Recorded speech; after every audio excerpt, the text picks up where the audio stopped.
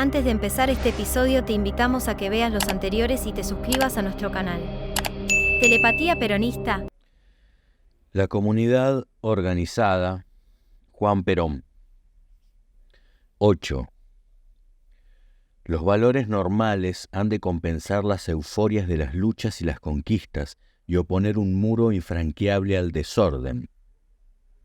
El bien y el mal obran sobre el hombre como sobre la sociedad.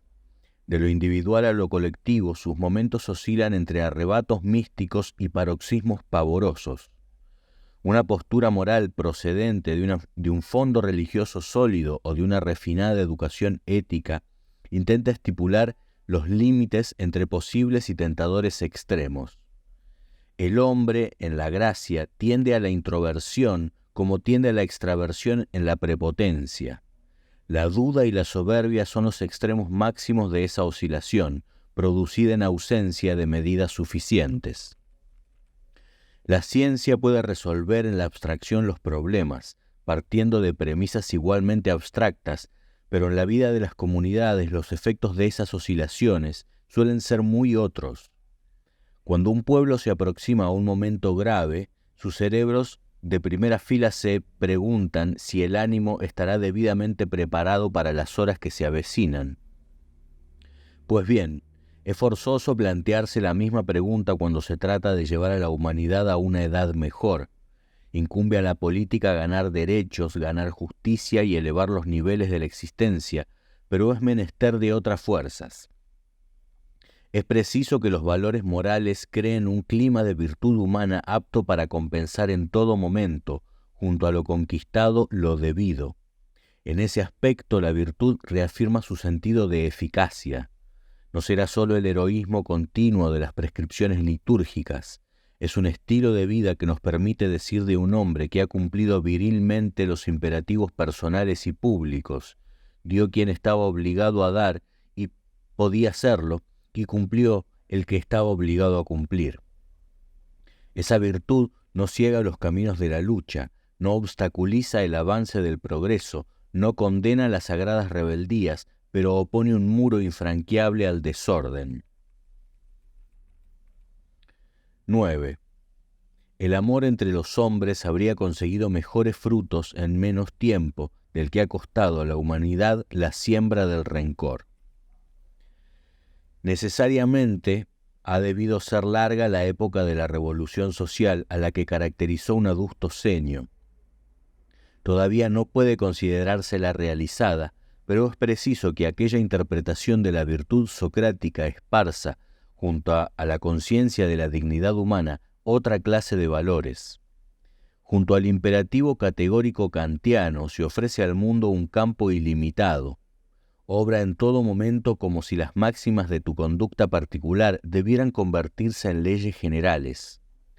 Kant proclamó ante la aceptación de la humanidad un credo que sólo podría hallar precedentes en los principios cristianos del amor mutuo, con la diferencia de que en este caso la enunciación afecta el rigor de la disciplina. El trasladar a lo colectivo lo que se desea en lo íntimo es insinuar la superación de cuánto hubo de aislamiento y desdén en una época de gloriosos intentos. Leemos en Empédocles que las alternativas en el predominio del amor y del odio engendran los diversos períodos en el mundo. Puede muy bien ser cierto, aunque Empédocles no buscase la misma conclusión, porque la humanidad ha conocido entre épocas de odio otras de un vivir con los brazos abiertos hacia todas las posibilidades de la humana naturaleza. Bajo ese imperio de místicos frutos se vislumbran mundos nuevos, se educan nacientes nacionalidades, se destruyen las barreras. Pero es sintomático que tales resultados se hayan obtenido solo ante la presencia de un enemigo común y de un modo poco duradero. Una desolada experiencia armó la tesis del pesimismo. Algo falla en la naturaleza cuando es posible concebir, como Hobbes en el Leviatán, al Homo hominis lupus, el estado del hombre contra el hombre, todos contra todos, y la existencia como un palenque donde la hombría puede identificarse con las proezas del ave rapaz. Hobbes pertenece a ese momento en que las luces socráticas y la esperanza evangélica empiezan a desvanecerse ante los fríos resplandores de la razón, que a su vez no tardará en abrazar al materialismo. Cuando Marx nos dice que de las relaciones económicas depende la estructura social y su división en clases, y que por consiguiente la historia de la humanidad es tan solo historia de las luchas de clase, empezamos a divisar con claridad en sus efectos el panorama del Leviatán. No existe probabilidad de virtud, ni siquiera asomo de dignidad individual, donde se proclama el estado de necesidad de esa lucha, que es, por esencia, abierta disociación de los elementos naturales de la comunidad. Al pensamiento le toca definir que existe, eso sí, diferencia de intereses y diferencia de necesidades, que corresponde al hombre disminuirlas gradualmente, persuadiendo a ceder a quienes pueden hacerlo y estimulando el progreso de los rezagados.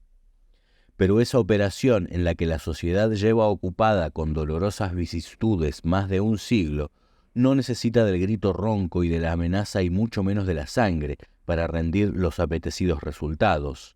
El amor entre los hombres habría conseguido mejores frutos en menos tiempo, y si halló cerradas las puertas del egoísmo, se debió a que no fue tan intensa la educación moral para desvanecer estos defectos cuanto lo fue la siembra de rencores. 10.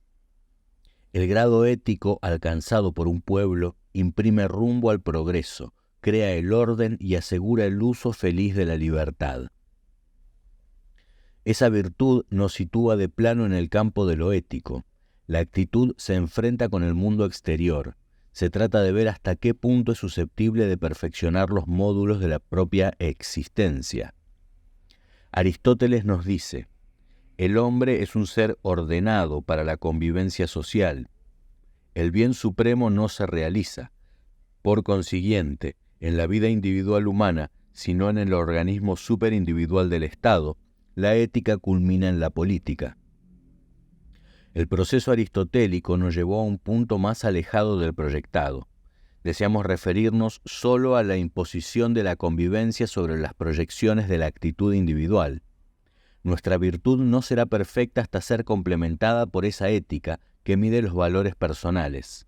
La vida de relación aparece como una eficaz medida para la honestidad con que cada hombre acepta su propio papel. De ese sentido ante la vida, que en parte muy importante procederá de la educación recibida y del clima imperante en la comunidad, depende la suerte de la comunidad misma. Habrá pueblos con sentido ético y pueblos desprovistos de él, políticas civilizadas y salvajes, proyección de progreso ordenado o delirantes irrupciones de masas.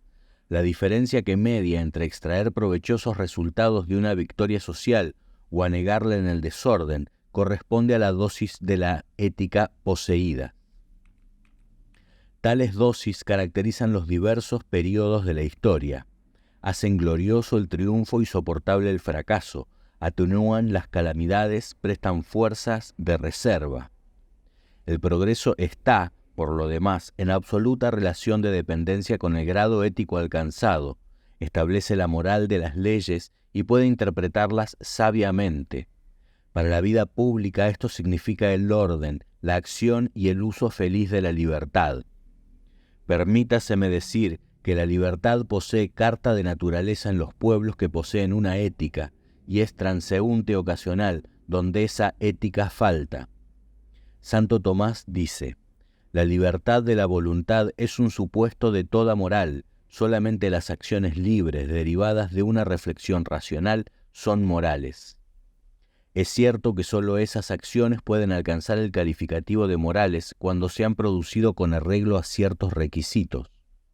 La libertad fue primariamente sustancia del contenido ético de la vida, pero, por lo mismo, nos es imposible imaginar una vida libre sin principios éticos, como tampoco pueden darse por supuestas acciones morales en un régimen de irreflexión o de inconsciencia.